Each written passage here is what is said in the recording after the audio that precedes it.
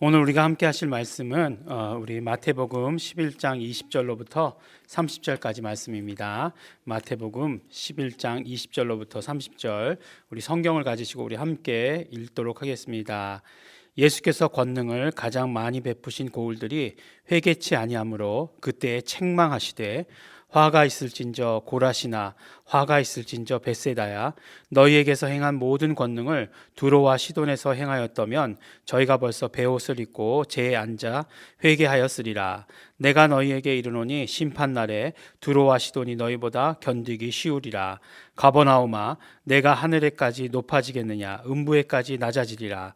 내게서 행한 모든 권능을 소돔에서 행하였다면 그 성이 오늘날까지 있었으리라. 내가 너희에게 이르노니 심판날에 소돔 땅이 너보다 견디기 쉬우리라 하시니라. 그때 예수께서 대답하여 가라사대 천지의 주제이신 아버지여 이것을 지혜롭고 슬기 있는 자들에게는 숨기시고 어린아이들에게는 나타내심을 감사하나이다. 옳소이다. 이렇게 된 것이 아버지의 뜻이니이다. 내 아버지께서 모든 것을 내게 주셨으니 아버지 외에는 아들을 아는 자가 없고 아들과 또 아들의 소원대로 계시를 받은 자 외에는 아버지를 아는 자가 없느니라. 수고하고 무거운 짐진 자들아 다 내게로 오라. 내가 너희를 쉬게 하리라.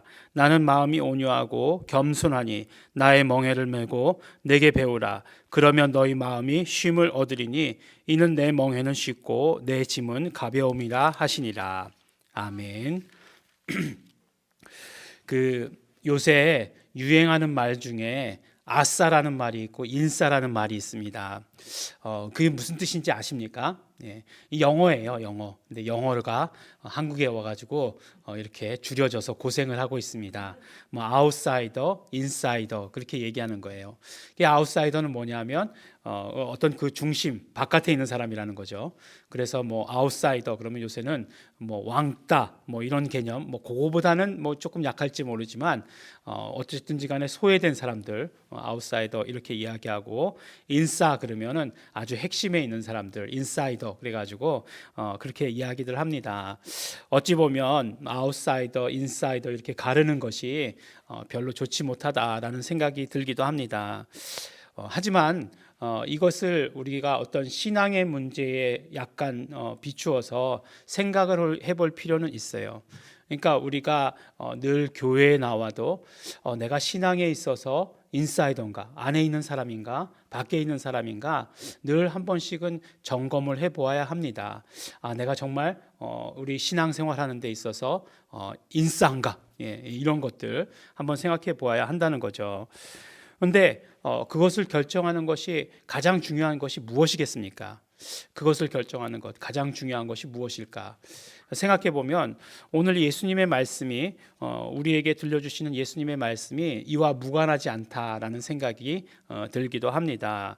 무슨 말씀이냐면 오늘 말씀을 보니까 이제 고라신이라는 도시, 그다음에 벳세다, 그다음에 가버나움이라는 이런 도시가 나옵니다. 이것은 지도를 찾아보면 우리 갈릴리 호수가 있고 그 갈릴리 호수 북쪽에 있는 삼각형으로 된 그런 도시들의 이름이에요. 그러니까 가버나움은 성경에 굉장히 자주 나오지 않습니까? 예수님께서 갈릴리에 계시면서 사역하실 때 주로 가버나움에 계셨기 때문에 가버나움 많이 나오고 벳세다, 그다음에 고라신이라는 데가 더 위쪽에 있습니다. 그러니까 뭐 고라신 그러니까 자꾸 이렇게 고라니 이렇게 생각이 나가지고 도시 이름 같이 안 느껴지고 뭐 그렇기는 하지만 그런 동네예요. 그런데 이 말씀하시는 게 뭐냐면 예수께서 권능을 가장 많이 베푸신 고을들이라고 말씀하고 계세요. 그러니까 이 동네가 가버나움과 벳세다와 고라신이 예수님께서 행하시면서 다니시면서 가장 많은 이적과 표적을 행하신 곳이다라고 이렇게 말씀하고 있습니다. 그런데 문제가 무엇이냐?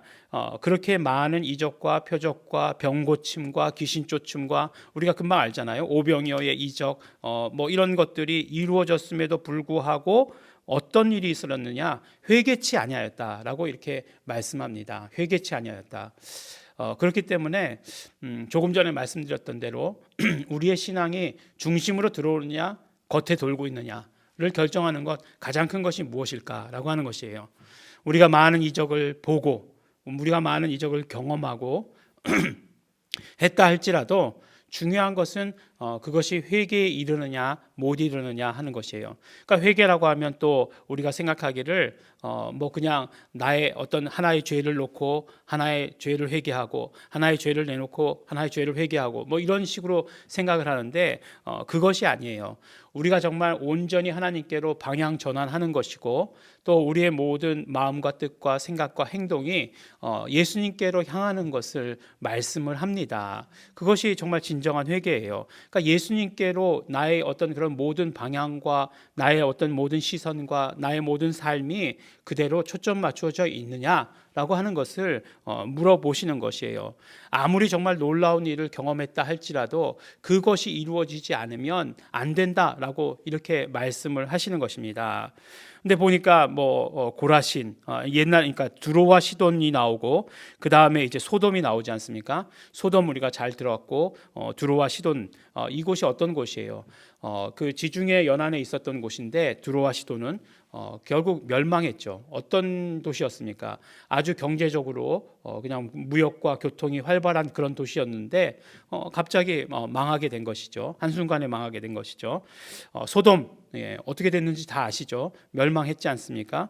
우리가 알기로는 가장 정말 죄악이 관영했던 그런 도시로 알고 있는데 가버나움보다도 소돔이 차라리 견디기 쉬웠을 것이다라고 이렇게 이야기하는 것은 무엇입니까? 우리 어떤 정말 그런 많은 놀라운 일들, 예수님이 행하신 놀라운 일들과 이런 일들 가운데에서도 어떤 그런 것들을 우리가 회개하는 것을 가로막고 있는 것이 있다는 것이잖아요. 마치 이런 어떤 물질적인 풍요가 있었던 이 모든 것들이 하나님께로 오히려 마음을 향하게 하는 것이 아니라 하나님께로 향하는 마음들을 다 빼앗아 버리고 분산시키는 것처럼 뭐 모든 즐거움과 오락과 그다음에 이런 모든 것들로 말미암아 정말 하나님께로 향하는 그런 마음들을 막는 것처럼 그런 것들이 너무나 많았다는 거죠. 그렇기 때문에 우리 오늘 우리에게 말씀해 주시는 대로 우리가 정말로 예수 그리스도께로 우리의 마음을 향하지 않으면 우리가 경험한 놀라운 일들, 우리가 아는 모든 것들이 아무것도 아닐 수도 있다라고 이렇게 말씀을 해주십니다. 오늘 또한 두 번째 말씀은 완전히 또 이렇게 다른 단락의 말씀이죠. 우리가 잘 아는 말씀입니다. 제가 지나다니다 보니까 수고하고 무거운 짐진 자들아 다 내게로 오라. 이렇게 교회에 그거 써져 있는 교회 굉장히 많은 것을 보았습니다.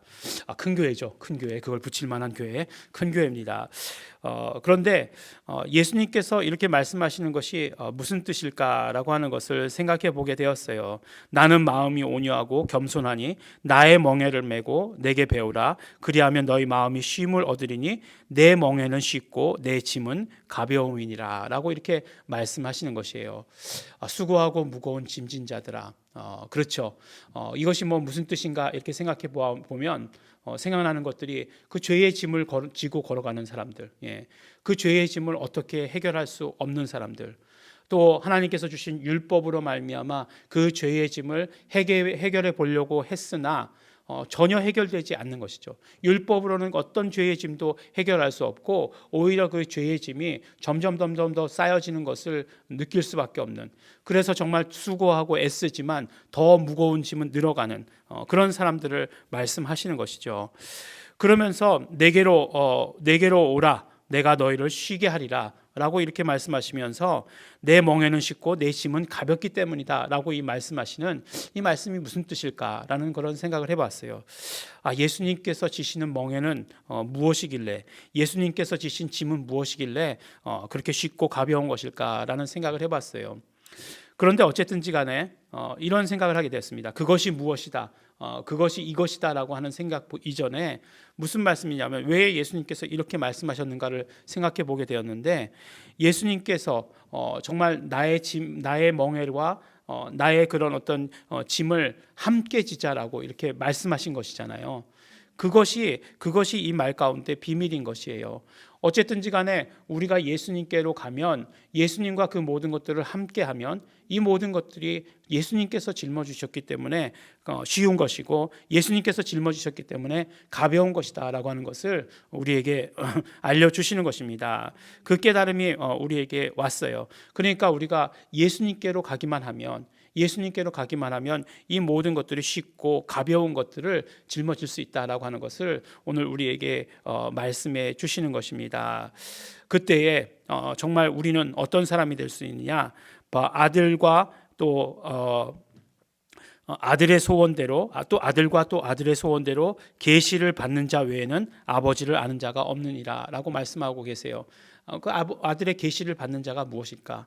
결국 아들과 함께하는 자, 예수 그리스도와 함께하는 자를 말씀하시는 것이고, 함께했을 때의 그 모든 그런 어떤 가벼움, 함께했을 때의 그런 어떤 모든 자유함, 이런 것들을 우리가 누리게 될 것이다라고 이렇게 말씀해 주시는 것입니다. 결국 우리 두 말씀 완전히 분리되어 있는 두 말씀이지만 우리가 하나로 묶는다라고 한다면 우리가 회개하고 돌아와서 완전히 예수님께로만 집중하고 예수님과 함께 그 짐을 지고 예수님과 함께라고 하는 것을 우리에게 말씀해 주시고 계시는 것입니다. 오늘 이 말씀이 우리에게 정말 은혜가 되기를 원합니다. 우리가 정말 더 회개할 수 있도록 되기를 원하고, 또 그것으로 인해서 예수님과 함께하는 이 길을 우리 걸어가시는 우리 모든 성도 여러분들이 되시길 바랍니다. 우리 기도하실 때에 이것을 가지고 우리 기도하기 원합니다. 우리에게 이루어진 모든 일들이 우리로 하여금 예수 그리스도께 초점 맞추는 것이 되게 하여 주시옵소서. 우리 결단하시면서, 그러나 정말로 진정으로 회개하시면서 늘 우리가 중심에 있지 못하고 늘 겉돌면서 어떤 그런 막고 있었던 것들, 그것이 무엇이라 할지라도 그런 모든 것들을 다 내려놓고 회개하기를 바라고, 또 그러므로 말미암아 예수 그리스도와 언제나 함께 짐을 지고 가는 자 되겠습니다. 예수님께로 가는 자 되겠습니다. 마음의 쉼을 얻겠습니다. 우리 결단하시면서 다 같이 우리 통성으로 우리 함께 기도하시겠습니다.